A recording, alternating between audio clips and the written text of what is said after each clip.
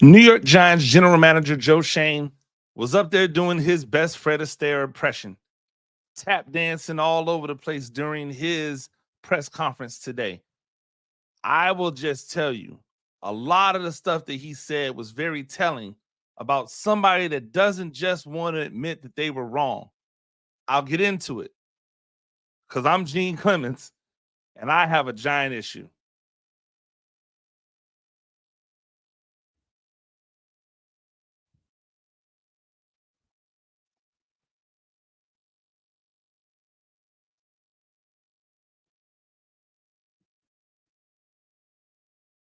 Ladies and gentlemen, welcome back to another edition of A Giant Issue. I'm Coach Gene Clemons.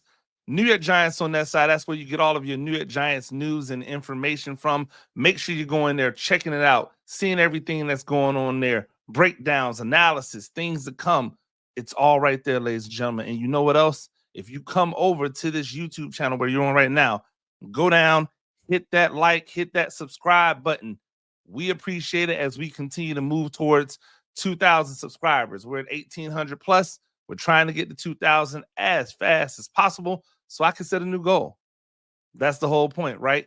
Hey, also, you're not going to want to miss tomorrow's episode. I'm just going to tell you, tomorrow's episode is going to be epic. I am going to have a debate about Joe Schoen and whether or not he should have the opportunity to pick his own quarterback. I'm going to be having that debate with none other than Jay Feliciano. You know him on X at GMinJ. He is a writer for The Athletic, amongst other places. I am really looking forward to talking and having that conversation. It's going to be a real debate. It's not going to be like us over here arguing because there's fors and there's against, right? But we're going to have a real legitimate debate, and I'm looking forward to it. You're not going to want to miss that. Joe Schoen had his press conference today. I'm assuming the press conference comes on the bye week. You want to hear from the GM, right? And so he was up there talking, and shout out to Authentic. Hopefully you follow him on X at Authentic, because I'm pulling these clips directly from Authentic's page, and shout out to him for this. But I had some real legitimate issues with some of the things that he said, and I wanted to go through 3 different sound bites that I thought were very telling, and I'm going to give you my opinion on what they really mean. The first one, right, is they're asking Joe Schoen about letting players go, like players that are stars in this league that are really good. I want you all to listen to what he says. Evaluate at all how you decide where the money's allocated in terms of in-house free agents, letting guys go, letting guys walk at all? Are you talking about me specifically? Yeah, meaning Giants players who went on elsewhere. I mean, you can go Julian, X, Saquon, anything like that. Yeah, I mean, I like Tyler Newman. He's played well for us. He's one of the only rookies playing 99% of the defensive play time. He's leading rookies in tackles. So I'm excited about him. Tyrone Tracy also leading rookies, in terms of rushing. So I'm excited about the young players that we have. And that's the build's tough. It hurts sometimes as you're going through it, but you got to go through it to get to the other side. And I like the young foundation that we've put in place, whether it's Burns and Dex and Kayvon, and there's some pieces that are going to be in play, Neighbors, the rookies I talked about, Theo. There's some young pieces here in place in terms of the foundation that we're going to continue to build on. And another year of free agency and another draft, we're not far off. We're not far off. And so that is what Joe Schoen says when he is asked about whether or not he believes, or what goes into the decisions to let these guys go. And he was looking for names, and I know why he was looking for names, and it was smart of him to look for names because he probably knew people were going to say Saquon. He probably knew people were going to say McKinney. He probably knew that people were going to say Love. My problem is with his comeback, right? Because when I talk about Xavier McKinney and you tell me, well, Tyler Nubin's leading all rookies, that's great. That's awesome. Xavier McKinney's leading the league. These things don't even remotely weigh the same. Tyler Nubin is doing a good job for a rookie that is being asked to start when he probably shouldn't be starting.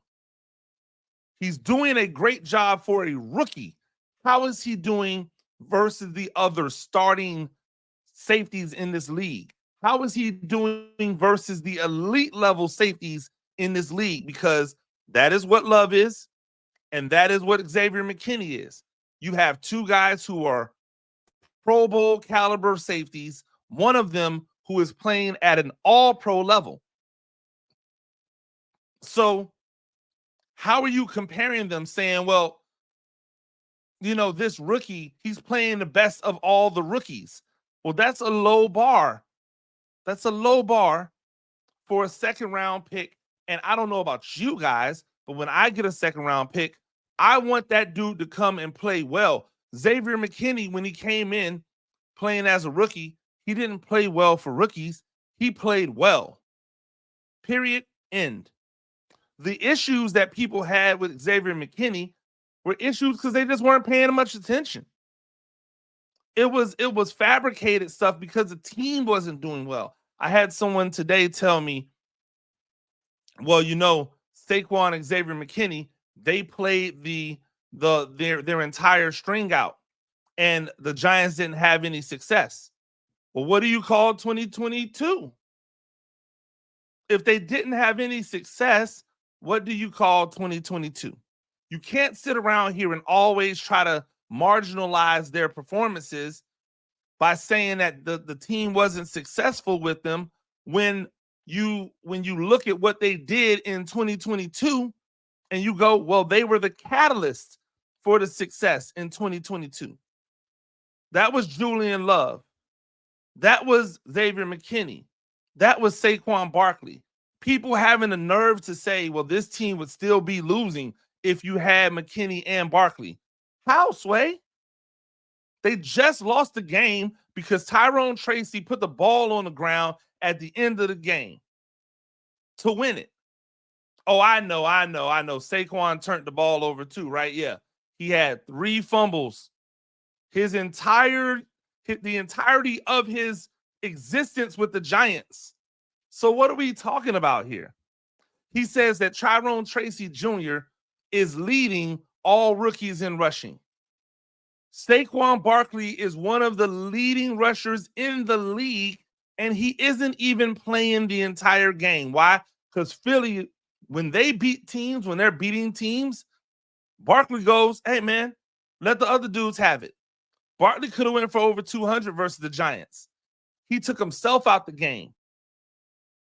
Barkley could have had 150, 200 yards on Sunday. He only played a little bit into the second half. Saying that type of talent would not thrive with an improved offensive line is foolhardy. Like that's just stuff that people say. So when you tell me, hey, Tyrone Tracy is playing well, he's beating all other rookies, I respectfully go, that's not the level. Because Saquon Barkley was one of the best backs in the league, not just one of the best backs of his class. He was one of the best backs in the league. Then he says, this is the build, and it's difficult because he was very careful not to say rebuild. He said build because GMs are always building their teams, right? This is the build, but saying that implies that you went into the season knowing that you were going to be relying on a bunch of rookies. Ladies and gentlemen, if you're going to go into the season relying on Tyrone Tracy Jr. as your starting running back, why would you ever sign a veteran running back to enough money that if you didn't sign him, you could have re-signed Tyrod Taylor, and now you'd have had a guy pushing your number one for starters, right? If you don't bring in Devin Singletary and eat up the cap with the $6 million that you gave him, I think it was $6 million that you gave him, right? If you don't eat up the cap there, now you have enough money to give, right, to Tyrod Taylor to keep your quarterback room intact, which is what you wanted. If you knew it was going to be a build, why did Devin Singletary start the year off as the starter? If you knew this was the plan, that Tyrone Tracy Jr. was the dude, why was he not out there to start with? Why did it take Singletary to get hurt in order for us to see Tyrone Tracy if this was the build? Those are clearly lies, ladies and gentlemen. And if they're not lies, then at best they are exaggerations of the truth. They are stretches of the truth. Plan to go into right? the season with Josh Audu as So your backup one of the tackle. other things that he talked Knowing about that Andrew I thought Thomas was gets interesting is he was missed, asked about on the left tackle position and why it is that they chose to go into the season with Joshua Audu as the left tackle, right? I want you to listen to what he says because, again, really interested in the way he shapes it, and I have issues. Is the off-season plan to go into the season with Josh Audu as your backup left tackle, knowing Andrew Thomas has an injury history? Is that a decision you would like to have redone in hindsight, and why did you feel confident in that when the plug was pulled after one start? Yeah, I think going into the season, we didn't know Evan wasn't going to be available, and we knew Illuminor has versatility. He's played 4 spots on the offensive line, so that wasn't necessarily the plan. We knew that Illuminor could play either or, and it would give you optionality if Evan was healthy. And unfortunately, he wasn't healthy till the start of the year and missed the majority of camp. So we knew we had options. Josh Azudu's in there working hard. Carm's a really good coach, has confidence in Jermaine, and we're going to continue to develop Josh. He's got position flex at guard and tackle, which is important for this league. So, again, Josh started off a little slow in the Philly game, and then I thought he settled in well. And, again, we're going to keep working with him and, see how he continues to progress under Carm. Joe. And so, once again, I look at what he says, and I'm going to take it on face value. Okay, Illuminor has position flexibility. Neil is hurt. Illuminor came in to play guard. That was what they said. He came in to play guard. But, cool. Position flexibility means he can play 4 positions. Great. Neil takes time, so you give the right tackle job to Illuminor. Great. Neil is healthy at the beginning of the season. He played the last preseason game. There was 2 weeks until the regular season. You've only been training him at right tackle. So the moment that Andrew Thomas gets injured at left tackle, why isn't the move there to put in Neil at right tackle and Illuminor at left tackle, since Illuminor has all of this position flexibility? Why is that not the move immediately? If that's the way you saw it, right? If that's not just what you're saying now because you got to say something. If that's the way you saw it, then why was that not the move immediately? Why did you not do that immediately? Because that was never the move. Because you guys really thought you were going to have Neil over there at the right and Audu at the left tackle. And Cubis, who I like, playing guard as the swing guard, I guess. Right? Like, I really and truly believe that's how you thought about it. And that's fine. Just admit it. Hey, we really thought Joshua Audu could get the job done at left tackle. So then he doubles down on Audu and makes himself sound even more foolish. Because with the Josh Audu thing, he says, hey, Carmen's been working. He's got faith, right? Carmen's been working with him. Josh started off a little shaky in the Philadelphia game, but then he settled in. I thought he settled in and did a decent job. If you thought he settled in and did a decent job, then why did you go to the streets to get another tackle, bench him, and put a dude off the streets at left tackle? Why was that the move? If you thought he settled in, right, meaning, okay, now I got my footing and did a better job against Philly, why would you then replace him the next week so that somebody else would have to settle in and get their footing? That doesn't make any sense. If I thought someone played a better second half than they did the first half, the next game, I'm hoping they build off the second half. I'm not going to bench them. I'm not going to bench them for somebody that just joined my team yesterday. That doesn't make any sense. And again, if you're going to bench them, why haven't you used the position flexible Illuminor to go over there and plug Neal in, since Neal was the original plan at right tackle? He was the original right tackle starting plan. Now that he's healthy, get him out there. Nope, because that was never the plan. Audu didn't do well, and then you panicked. And you went out and got some dude off the street. You went and got some guy off the street, and he didn't do well. And then you finally had to go, okay, well, we've got to do this because now we're losing credibility. And all of this on the back end of it, all of this stuff about, oh, well, you know, Illuminor had position flexibility, so we were planning. All of that is, what am I going to say in hindsight when they ask me about this left tackle debacle?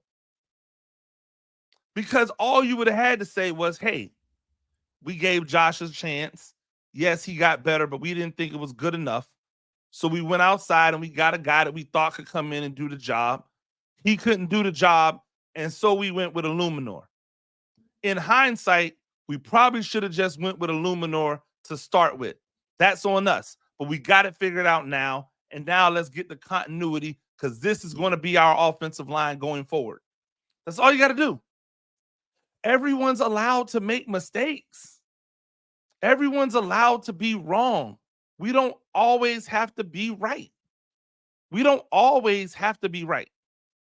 But it's admitting that we're wrong, right? It's being willing to admit that we're wrong, where we separate ourselves from other people. Because the people who don't want to admit they're wrong are the people who normally aren't fit for the job. That's how it normally works. Gives you the best chance to win. That's how it usually works, right? The last thing I wanted to talk about was Joe Schoen was asked about if he's seen any real progress, right? And his answer was really interesting. And is that what the football decision? nobody Yeah, really we're got gonna an evaluate it opportunity to, the like, rest of the week, and nobody really got an opportunity decisions to we make will be football decisions. I guess, like, ask him back, because he got up and left right after this one. But this was Joe Schoen talking about his decision or whether, excuse me, not decision, but whether or not he felt as if there had been progress to this point. I don't want to be sitting up here at 2-8. Like that's not what we want. And nobody's happy about it. And I understand that. But I do see progress, and we're better in different areas. And again, we're going to evaluate all that stuff this week, but we're better in a lot of areas. We just got to figure out how to finish games. And again, we're in the games. We're not getting blown out in those games. We're 1-5 in close games, and that's the league. We have to develop the mentality that we're going to win and close out those games. And that's what we're, going to look to do these last seven games of the season.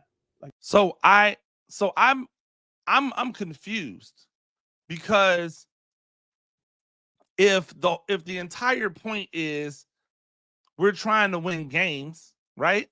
If the entire point is we're trying to win games, we just have to learn how to win games. You know what really helps you win games? Veteran leadership. Veteran leadership helps you win games. veteran leadership like a defensive lineman that has position flexibility across the defensive line that you trade away for a pick that turns into something innocuous. Like a safety that you let walk who ends up being one of the best safeties in the league as soon as you let him walk.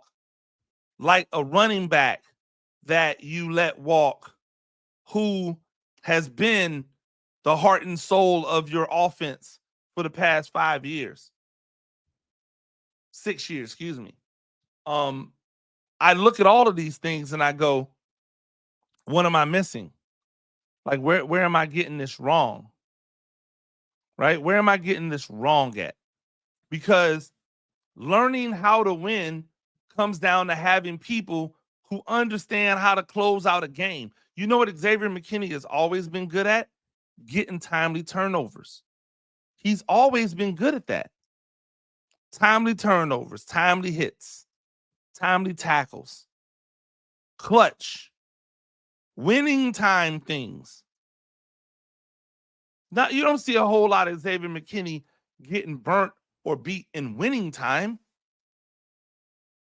You know what Saquon Barkley has been really good at? Closing out games. When it was winning time, doing the things that matter. Is he perfect? Nobody's perfect. Xavier McKinney isn't perfect. Saquon Barkley isn't perfect. Leonard Williams isn't perfect. Julian Love isn't perfect. Will Hernandez isn't perfect. Right? But all of these guys that keep getting let go by the organization, all of these guys that are let go, they have to be replaced by somebody.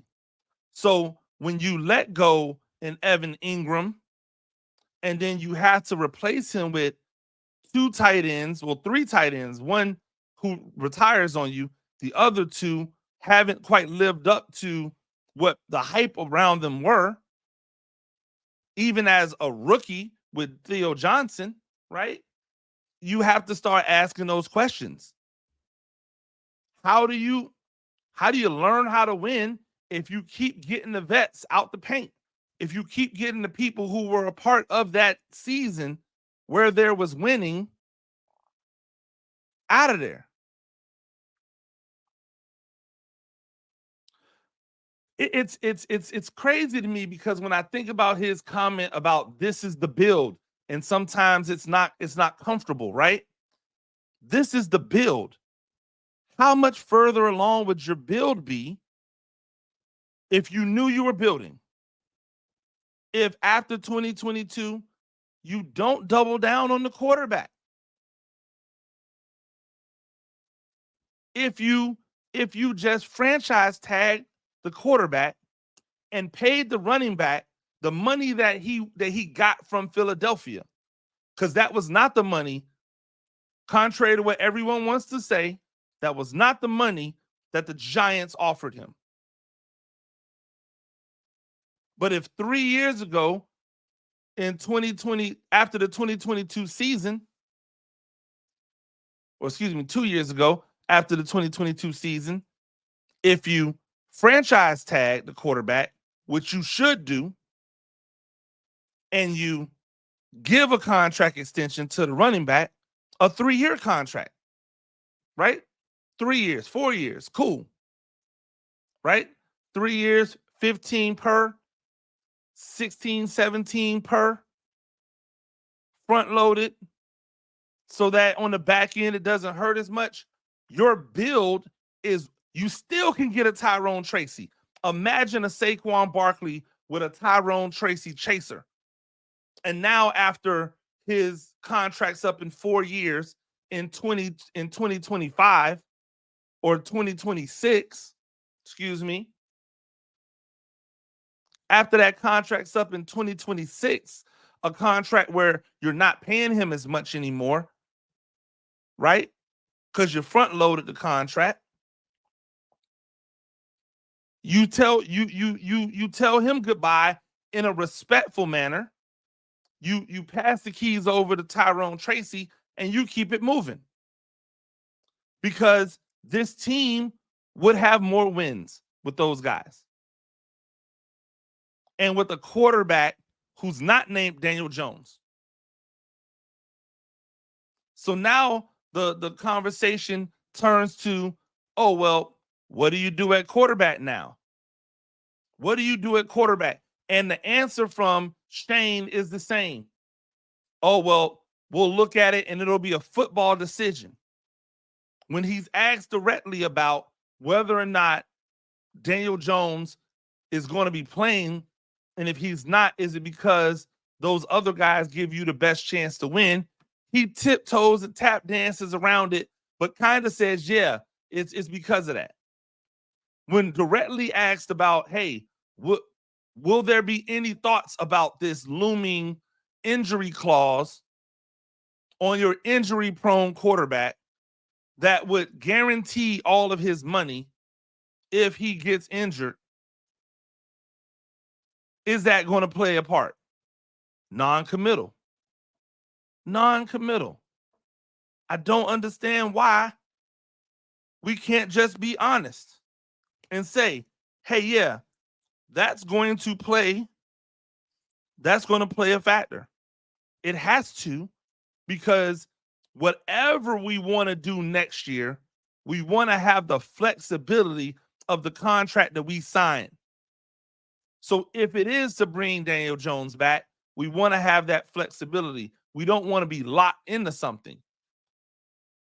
If it's to move on from Daniel Jones, we want to have that flexibility. We don't want to be locked into something.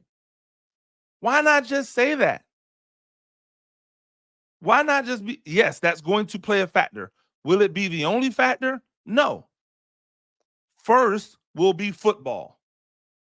Does he give us the best chance to win? 2 will be this. Will putting him out there give us a chance to win? And if so, what are the chances that we may, how comfortable are we with getting stuck with this contract being fully guaranteed next year? Why is that so difficult to say? Why can't we just be honest about what it is? I know why. Because all of this has been flying by the seat of our pants. It hasn't been well thought out, well manicured.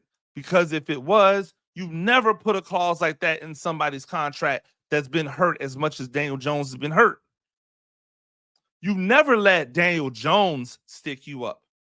If you're going to get stuck up by somebody who's worth getting stuck up by. Hey, listen, if you had franchise tag, and I know we're talking hindsight, it's over. Cool, I'm doing it. So what? If you had franchise tag Daniel Jones, and now Saquon Barkley decided he wanted to try to hold you up, it's so much easier to go, hey, listen, he was trying to hold us up. We couldn't afford that money. Now we're going to take that money and put it somewhere else. The people are still out here like trying to ride with the you shouldn't have re-signed Saquon Barkley. So that wouldn't have been hard at all to do. Hey, we can't get held up by a quarterback who's been injured most of his career and have us give him an injury clause that fully guarantees his. If anything, there should have been a thing that if he gets injured, you get to void out the contract. If he gets injured, you get to void out the remaining years of the contract. That is the type of thing you should have been signing. You don't get held up by a dude just because his team had a really good year. His really good year would have people questioning whether or not Lamar Jackson should be starting as quarterback. If Lamar Jackson had his year, people would be looking at him and going, is he worth the money? You know how I know? Because he had an MVP year, and halfway through it, people were asking him if he was worth the money. Interesting times in New York and interesting things being said by the general manager there. You definitely will not want to miss tomorrow. Again, myself, Jay Felicio, we are going to be debating whether or not Joe Schoen should be allowed to pick a quarterback, meaning whether he should be here or not, right? You are not going to admit it. Again, this ain't no first take debating where we just yell and scream over each other. This is a well thought out, well manicured debate. You're not going to want to miss it. Ladies and gentlemen, thank you again for joining me. New York Giants on that side. That's where you get all of your New York Giants news and information. Make sure you subscribe. Make sure that you like. Make sure that you leave a comment. I always love hearing from you guys, and I always try to respond to as many as I possibly can. I've been very delighted with the numbers that we've been receiving on this podcast. Let's kick it up another notch. Until next time, I'm Coach Gene Clemons, and I have a giant issue.